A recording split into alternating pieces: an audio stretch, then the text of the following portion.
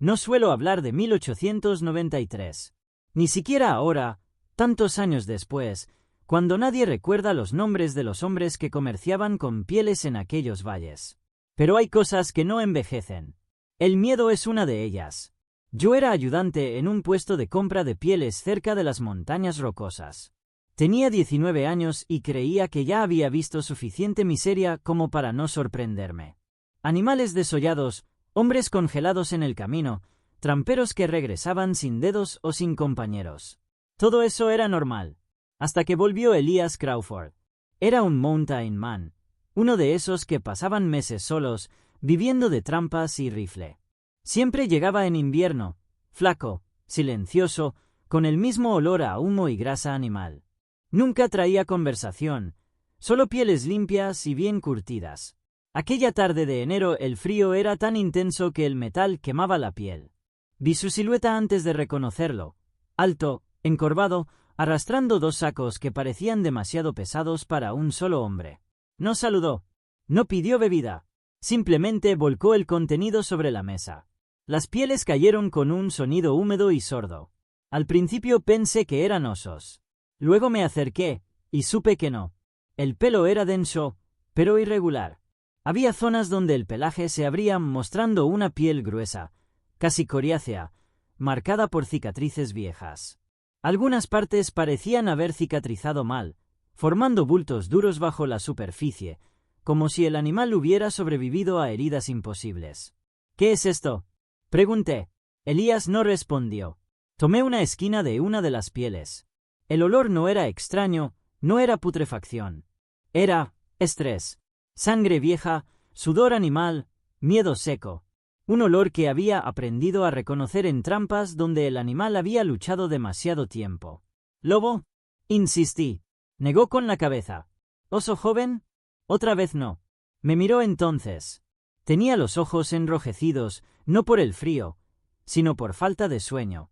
La barba le temblaba apenas, como si su cuerpo siguiera reaccionando a algo que ya había pasado. No eran así cuando los seguí, dijo finalmente. Se volvieron así. El dueño del puesto se rió. Pensó que era una forma de negociar, una historia para subir el precio. Pagó menos de lo habitual y dio el trato por cerrado.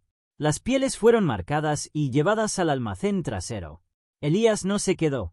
Dio media vuelta y salió sin mirar atrás. Esa noche me tocó cerrar. Estaba solo cuando escuché el primer ruido. No fue un golpe ni un crujido. Fue algo lento, arrastrado, como uñas duras recorriendo la madera desde dentro del almacén. Me quedé inmóvil, conteniendo la respiración, diciéndome que era el viento, que las pieles se acomodaban, que el miedo hacía cosas raras en invierno. Pero cuando abría el amanecer, una de las pieles estaba dada vuelta, y yo estaba absolutamente seguro de no haberla dejado así. Durante los días siguientes intenté convencerme de que nada era extraño. El invierno siempre juega con la cabeza de los hombres. El silencio, el frío constante, la falta de sueño, todo eso inventa fantasmas donde no los hay. Pero las pieles no me dejaban en paz. Cada mañana, al abrir el almacén, tenía la sensación de que algo estaba fuera de lugar. No podía señalarlo con exactitud. No era que las pieles se movieran, eso habría sido demasiado fácil de explicar como imaginación, sino que parecían mal acomodadas, como si alguien que no conocía el orden hubiera intentado imitarlo. Empecé a revisarlas con más cuidado. Una de ellas tenía marcas profundas cerca del cuello, no de dientes, sino de algo más ancho, como mordidas mal alineadas. Otra presentaba zonas donde el pelo había crecido en direcciones opuestas, señal de estrés prolongado, no de una muerte rápida. En dos pieles encontré fragmentos diminutos de hueso incrustados en la carne, como si el cuerpo hubiera intentado repararse solo tras romperse. ¿Eso no pasa en animales sanos?, pregunté a otros tramperos. Mostré pequeños recortes, sin decir de quién eran. Uno dijo que parecía sarna avanzada. Otro habló de consanguinidad, de animales aislados durante inviernos largos, reproduciéndose entre ellos.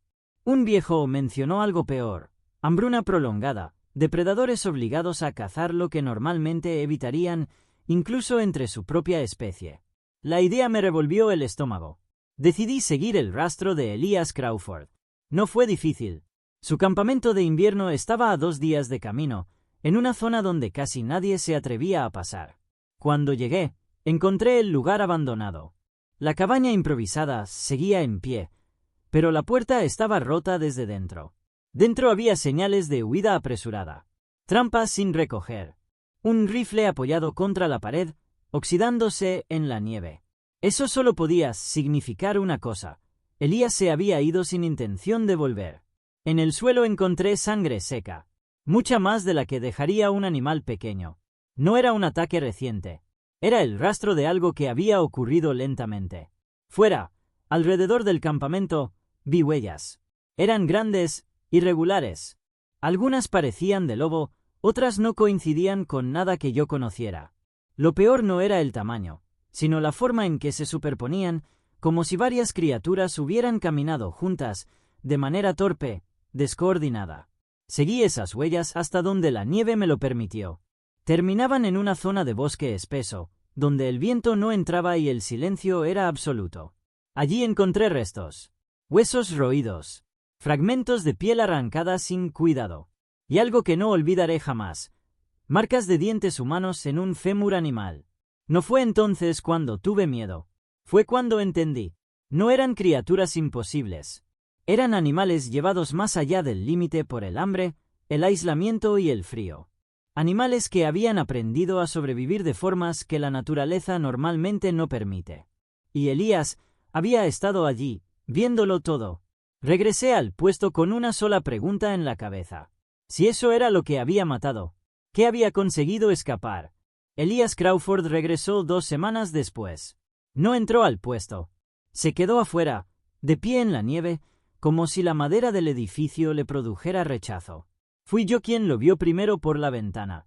Al principio pensé que estaba enfermo. Luego entendí que era algo peor. Había perdido peso, mucho más del que un invierno normal podía explicar. Sus mejillas estaban hundidas y la piel de su rostro tenía un tono grisáceo, casi translúcido. Sus manos temblaban sin control, incluso con guantes gruesos puestos. Salí a su encuentro. Elías, dije. Pensé que no volverías. Me miró con una expresión extraña, como si no estuviera seguro de quién era yo. Sus ojos se movían constantemente, escaneando el bosque detrás de mí, las colinas, incluso el cielo. No iba a volver, respondió. Pero las dejé incompletas. No entendía a qué se refería hasta que levantó la manta que llevaba al hombro. No eran pieles esta vez. Eran partes. Fragmentos de cuero mal curtido, pedazos de carne endurecida por el frío, y algo que reconocí de inmediato: una piel humana, arrancada en tiras irregulares, aún con restos de ropa incrustada en ella. Di un paso atrás, mareado. No son personas, dijo rápido. Ya no lo eran cuando los encontré. Quise gritar, quise correr, pero había algo en su voz que me dejó clavado en el sitio. No era locura, era agotamiento, culpa. Me contó lo ocurrido a pedazos, como si su mente se negara a recorrer la historia completa. Durante semanas había seguido a una manada de lobos enfermos. Sarna, heridas viejas, hambre extrema. Los animales se habían vuelto erráticos, atacando presas demasiado grandes, fallando, sobreviviendo a medias. En su desesperación, comenzaron a acercarse a asentamientos humanos. Encontraron a 2 hombres primero, tramperos como él. No los mataron rápido. Elías dijo que los observó desde lejos, incapaz de intervenir. Vio cómo los animales mordían, retrocedían, volvían a morder. No por caza, por práctica, como si estuvieran aprendiendo. Con el tiempo, algo cambió. Los animales dejaron de comportarse como animales. Caminaban menos agachados. Usaban el terreno de forma extraña. Se quedaban observando los campamentos desde lejos, esperando. Cuando Elías finalmente disparó, fue demasiado tarde. Uno de los hombres ya no gritaba. El otro no parecía entender qué le estaba ocurriendo. No quise traer nada humano, susurró. Pero no sabía dónde terminaba una cosa y empezaba la otra. Me di cuenta entonces de que Elías no había huido del bosque. Había huido de sí mismo. Le dije que se fuera, que no regresara, que nadie más tenía que ver eso. Asintió. Dejó los restos en la nieve y se marchó sin protestar. Esa noche, quemamos todo. O eso creímos. Quemar las pieles no trajo alivio. El fuego duró horas. El olor se metió en la ropa, en el cabello, en la garganta. No era solo carne quemada, era algo más espeso, como si el humo cargara con semanas de miedo acumulado. Cuando terminó, no quedaba casi nada. Cenizas oscuras, fragmentos de hueso deformado, metal retorcido de las hebillas que no se consumieron. Creímos haber cerrado el asunto. Esa fue nuestra primera equivocación.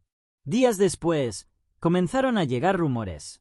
Un trampero desaparecido río arriba.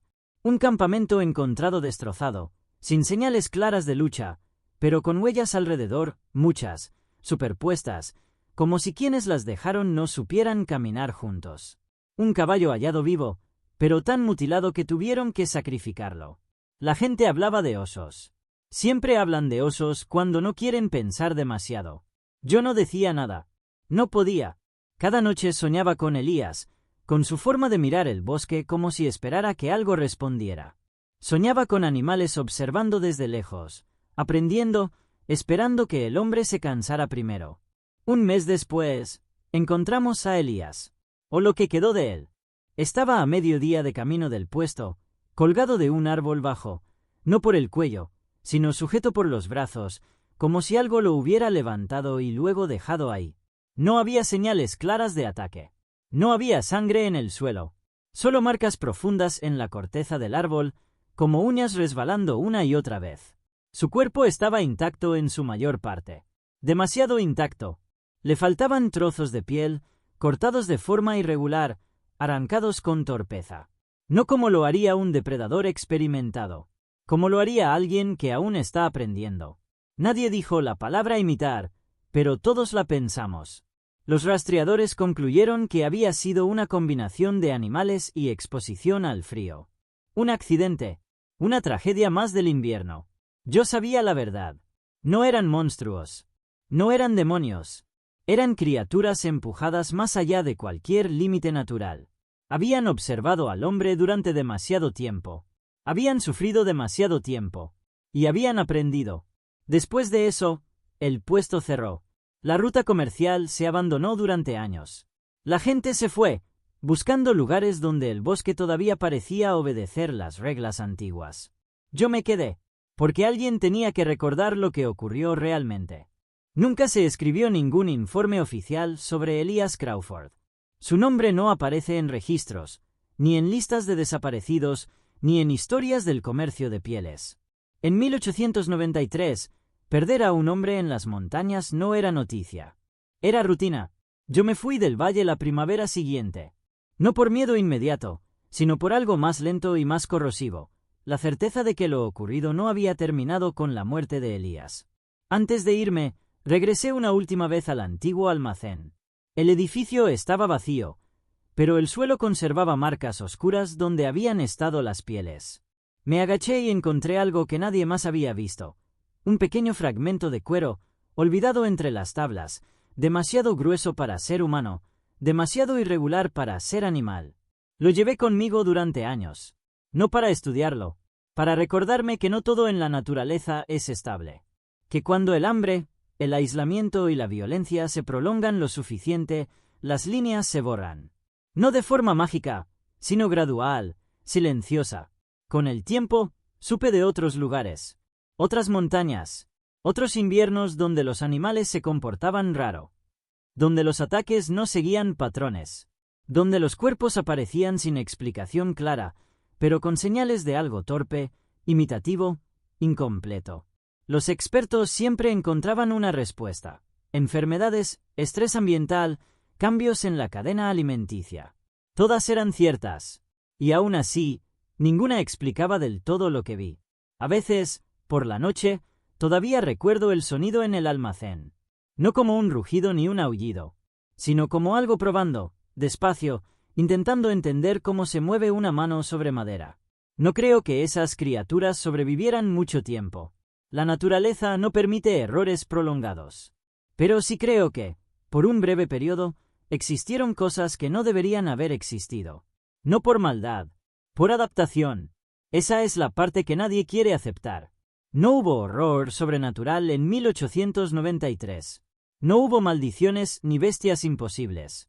Solo seres vivos llevados demasiado lejos, en un mundo que no perdona la debilidad. Y un hombre que lo vio antes que nadie, y pagó el precio. Yo sigo vivo. Eso es lo único que importa. Pero cada invierno, cuando el silencio se vuelve espeso y el bosque parece escuchar, recuerdo las pieles sobre la mesa. Y me pregunto qué otras cosas aprenderá la naturaleza, si el hombre vuelve a empujarla hasta el límite.